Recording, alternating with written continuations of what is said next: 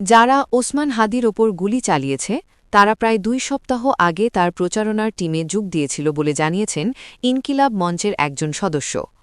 ইনকিলাব মঞ্চের সদস্য মোহাম্মদ ওসামা জানান, একটি মোটরসাইকেলে করে আসা ২ জনের মধ্যে থেকে একজন ওসমান হাদির ওপর গুলি চালায়। তার দাবি, এই ২ জন প্রায় ২ সপ্তাহ আগে ওসমান হাদির প্রচারণার টিমে যোগ দিয়েছিল। মাঝখানে কিছুদিন তাদের দেখা যায়নি, কয়েকদিন আগে তারা আবার এসে প্রচারণার কাজে যোগ দেয়। এদিকে পুলিশ ও র্যাব সদস্যরা ঘটনার বিষয়ে ভিডিও ফুটেজ ও সিসিটিভি ক্যামেরা ফুটেজ সংগ্রহ করছেন। নাম প্রকাশে অনিচ্ছুক ২ কর্মকর্তা জানান, তারা সব তথ্য যাচাই করে দেখছেন। প্রসঙ্গত, শুক্রবার দুপুরে ইনকিলাব মঞ্চের মুখপাত্র শরীফ ওসমান হাদি গুলিবিদ্ধ হন বলে জানায় পুলিশ। গুলিবিদ্ধ অবস্থায় তাকে ঢাকা মেডিকেল কলেজ হাসপাতালে নেওয়া হয়। ত্রয়োদশ জাতীয় সংসদ নির্বাচনে ঢাকা ৮ আসনে স্বতন্ত্র প্রার্থী হিসেবে নির্বাচনী প্রচারণা চালাচ্ছিলেন ওসমান হাদি। ঢাকা মেডিকেল পুলিশ ফাঁড়ির উপপরিদর্শক মোহাম্মদ সেলিম বিবিসি বাংলাকে জানান, বিজয়নগর এলাকায় গুলিবিদ্ধ হন মি. হাদি। গুরুতর আহত অবস্থায় ঢাকা মেডিকেল কলেজ হাসপাতালের জরুরি বিভাগে নেওয়া হয় তাকে। ওসমান হাদি মাথায় গুলিবিদ্ধ হয়েছেন বলেও জানান মি. সেলিম। সন্ধ্যার দিকে মি. হাদির অস্ত্রোপচার শুরু হয় এবং ঢাকা মেডিকেলের সিনিয়র চিকিৎসকরা এতে অংশ নেন বলে হাসপাতাল সূত্রে জানা যায়।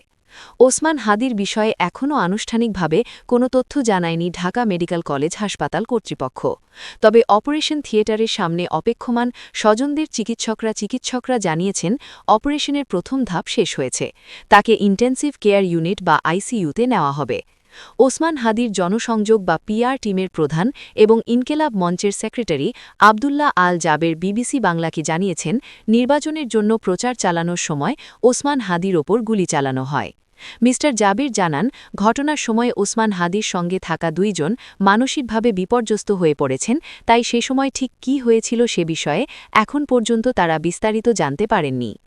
এই ঘটনার জন্য কাউকে সন্দেহ করছেন কিনা প্রশ্নে তিনি বলেন, বাংলাদেশের স্বাধীনতা সার্বভৌমত্বের যারা শত্রু তাদের বিপক্ষে তিনি সবসময় কথা বলেন। সেক্ষেত্রে বর্তমানে যে পরাজিত শক্তি রয়েছে তাদের মাধ্যমে এই ঘটনা ঘটে থাকতে পারে। আবার যারা নির্বাচনের মাঠে ওসমান হাদিকে থ্রেট মনে করছেন তাদের মাধ্যমে এটা হতে পারে।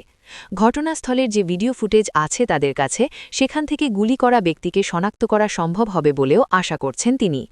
এদিকে তার খোঁজ নিতে বিএনপির স্থায়ী কমিটির সদস্য ও ঢাকা ৮ আসনে দলটির প্রার্থী মির্জা আব্বাস হাসপাতালে গেলে উত্তেজনাকর পরিস্থিতি তৈরি হয়। ইনকিলাব মঞ্চের কর্মীদের বিক্ষোভের মুখে তিনি সেখান থেকে চলে যান। পরিস্থিতি নিয়ন্ত্রণে ঢাকা মেডিকেল কলেজ হাসপাতাল সামনে বিপুল সংখ্যক সেনা সদস্য, বিজিবি ও পুলিশ সদস্যদের মোতায়েন করতে দেখা গেছে।